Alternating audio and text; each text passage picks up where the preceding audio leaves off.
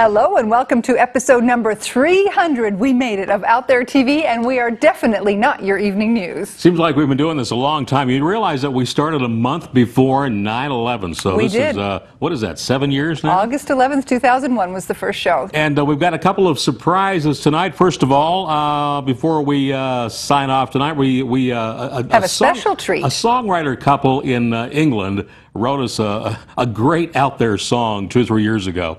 And we put a music video to it. So seeing as this is our 300th anniversary, we're going to play that amazing video for you. You can see some of the old clips that way. Yeah, and the old hairstyles from Kate. Yeah, every color of the rainbow, actually. And also our guest tonight is a first-time guest, Alex Panamino. He's the trading director of Goldworth Financial. There's a lot happening with the stock market and housing foreclosures and there's going to be hundreds of thousands more over the next few months. So it's going to be a nightmare situation here in this country, and he's going to fill us in on what's happening.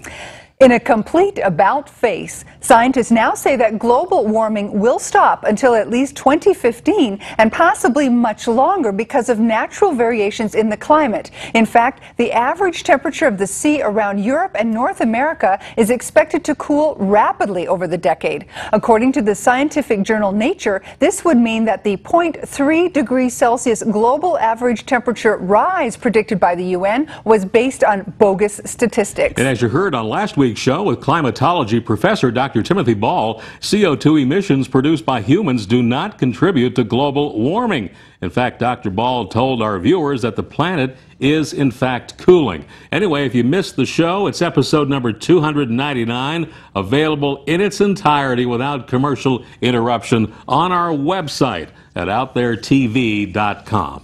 Now, you know something big is up when the New York Times is advising its more wealthy readers to consider buying a rural cottage or even a log cabin for the tough times ahead. The newspaper says that finding a place to live off the beaten path is going to be necessary in order to ride out the water and food riots that militarized police forces are now preparing and training for across the country. And don't forget oil or IBM stocks. The Wall Street Journal is recommending stockpiling rice and cereals not only to fend off hunger, but as the next big investment. Manu Daftery, a Wall Street advisor, says load up the pantry quickly. Daftery says people have become complacent, thinking it will never happen. But it's going to be chaotic and it'll hit them like a brick wall. The latest data shows cereal, rice, and flour prices up 15%. Milk and cheese are up more than 10%, and eggs have rocketed 30% in just the last year.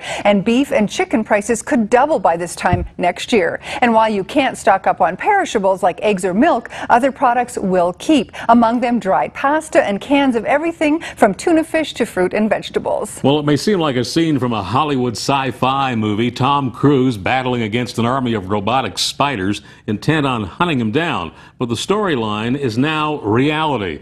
British defense giant BAE Systems has created a series of tiny electronic spiders, insects, and snakes that could become the eyes and ears of soldiers on the battlefield. Soldiers will then carry the tiny robot insects into combat, where they could swarm into a building and relay images back to the soldiers' handheld or wrist-mounted computers, warning them of any threats inside. Plans for a creature that can crawl like a spider are said to be already developed, with researchers now working on creatures that can slither like a snake or fly like a butterfly. BAE Systems say dragonfly-sized spy insects will also be used by local law enforcement agencies to keep track of those entering federal buildings or even people inside their homes. BAE Systems has just signed a $19 million contract to develop the micro-spy bug bots for the United States. Amazing. For more than 10,000 years, humans have used silver to fight germs. Now, some hospitals are using silver to reduce hospital infections like MRSA and other bacteria. Used as a micro-thin coating, silver helps keep air conditioning ducts completely bacteria and fungus-free.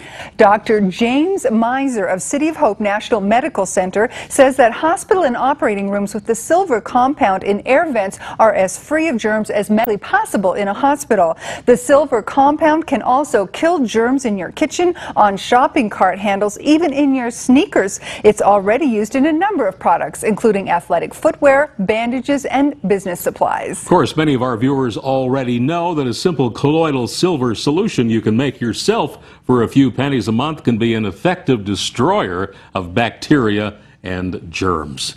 Well, high in the sky, a flock of enormous ravens swoop and swirl, narrow black wings stretched wide, heads protruding forward with huge beaks slicing through the air. Every few minutes, they let out deep, throaty calls as they soar effortlessly, circling around until finally they spot their prey. But forget mice, kittens, small dogs, and small furry rabbits. These birds are feasting on something far larger, newborn lambs. In the past, ravens usually hung around a kill site for a few discarded bones or a forgotten carcass, but now they're actually attacking and killing live farm animals by pecking them to death in horrific scenes reminiscent of Hitchcock's The Birds. John Kirk, a farmer from Aviemore in the UK, has lost more than 40 animals in the last few weeks, and there's not much the farmers can do about it. Ravens are protected by law, so farmers can't shoot them as they would other vermin. The question is, why have ravens suddenly started to attack livestock? Of course, farmers are asking the inevitable, are small children and babies next on the list? If ravens will attack a lamb, they could certainly attack a child in a barnyard. The raven is also one of the most intelligent species on the planet, up there with wolves and dolphins, and capable of learning from their own actions or from observing others' behavior. And ravens live up to 25 years and mate for life. Jeff Peckman is back at it, and this time he's bringing the Greys and other extraterrestrials along for the ride. The Denver man, who sponsored a number of other ballot initiatives, now wants voters to create a commission dealing with space aliens. Peckman says his alien agency, like the one in Men in Black, is important because if a mother driving down the road with a car full of kids saw a spaceship crash or was confronted by ETs, she might not know what to do. So the 54-year-old Peckham has submitted to the city of Denver a draft of the proposed ordinance, which would require the creation of an extraterrestrial affairs commission. If passed, the 18-member ET commission would create a responsible, common-sense strategy for dealing with issues related to the presence of alien beings on Earth. Peckman says he's certain he'll collect the 4,000 signatures needed to get the proposed initiative on the November ballot. But somebody should set up an ET commission here in Nevada, because this is really where the action takes place. When we come back from our commercial break, we have a very special treat for you, a cut from Aaron Russo's From Freedom to Fascism, America, Freedom to Fascism, in preparation for our guest tonight, Alex Panamino.